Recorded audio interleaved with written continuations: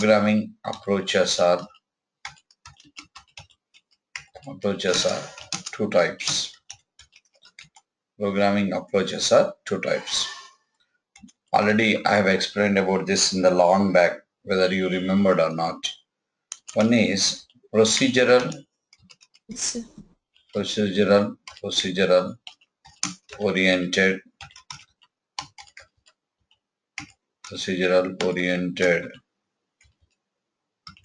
oriented approach. Second one is object oriented approach.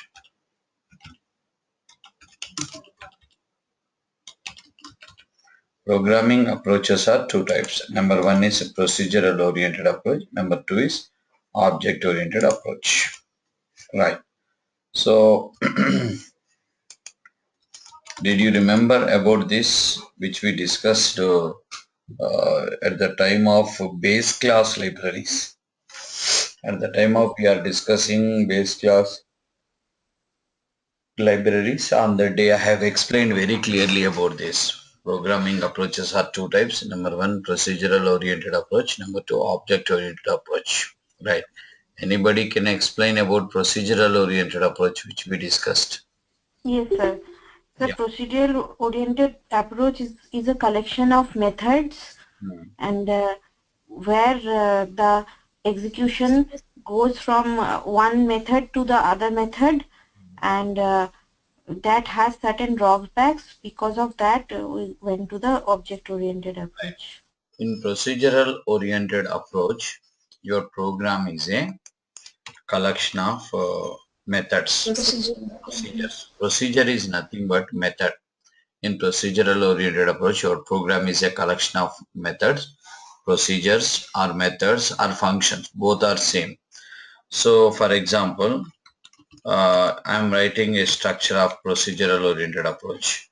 Procedural oriented approach program structure I am showing you. First, let's say M1, let's say M2, M1. M1 is a procedure or method which will contain some logic. Here. M1 is a method name and this is called signature part. Generally signature will contain for method, and it is called method block. Which will contain some logic which will have some functionality. Next, coming to M2 and which will have some logic, and finally it is a collection of procedures or methods. It will contain a function called main. Main is a program execution entry point and end point, and main method will have like what can I say, main method is a entry point for this program. Means whenever you want to whenever you run this program, it will start from main method. So here we have to call the functions M1, M2. The role of the main is similar like main door for our house. Whenever we construct a house, it will contain multiple doors, but one door is called main door. Similarly, here, whenever you run this program, your program execution starts by main method. For example, if you run this application, program execution, first it will start main method, and while executing main will call M1, control will go to M1, will execute, again come back. Then it will call M2 and it will execute and it will call. Right. Okay. So with this we can say, and once it is encountered the closing brace of this, then it will understand main method execution or program execution is completed. So that is the story about procedural oriented approach.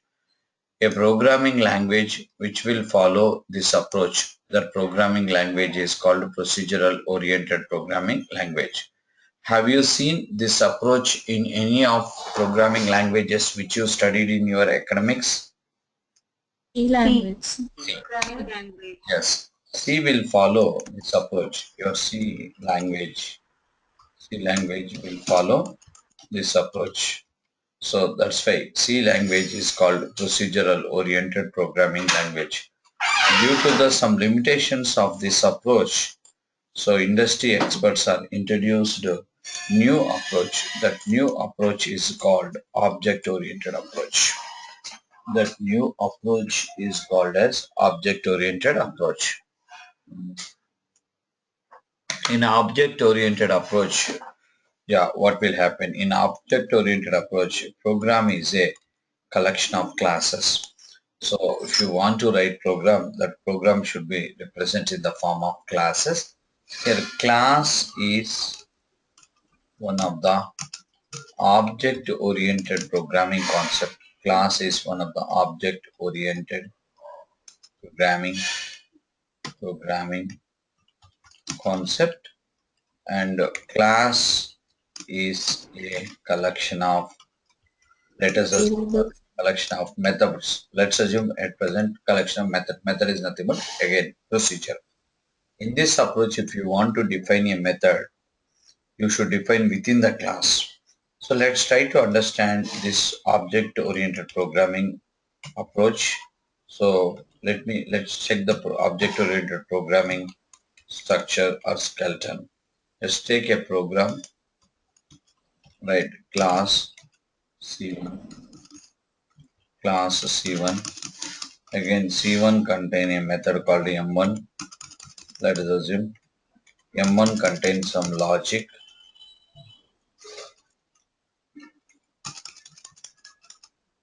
M1 contains some logic. Again, M2 contains some logic. M2 contains some logic. Finally, you can observe here your C1 class contain. If you want to define a class, we should use a keyword called class. C1 is a class name. Open brace to close brace is C1 class block. In that you define two methods, M1 block, M2 block, two methods. And in this approach also, program execution starts by main method. That main method we have to define in separate class. Let's assume it is there in the C2 class. In C2 class, we have a method called main. In C2 class, we have a method called main. Whenever you want to invoke any method, we have to invoke class name dot method name. Class name dot method name. Class name dot method name. Okay. So now same. That is the story. Finally, in this program, you can observe there are how many classes we have? Two classes. Two classes. One is C1 which contain two methods M1 and M2. Another one is C2. C2 contain a method called main.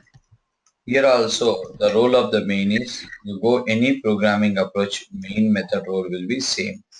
That is, whenever we construct a house, that house may have multiple doors, but one door is called main door. So that main door importance is entry, exit, and control. Control means suppose a postman came. Postman will stand in front of your main door and he will press the bell. Okay, so that is the importance of this main door. Nobody will come to this side.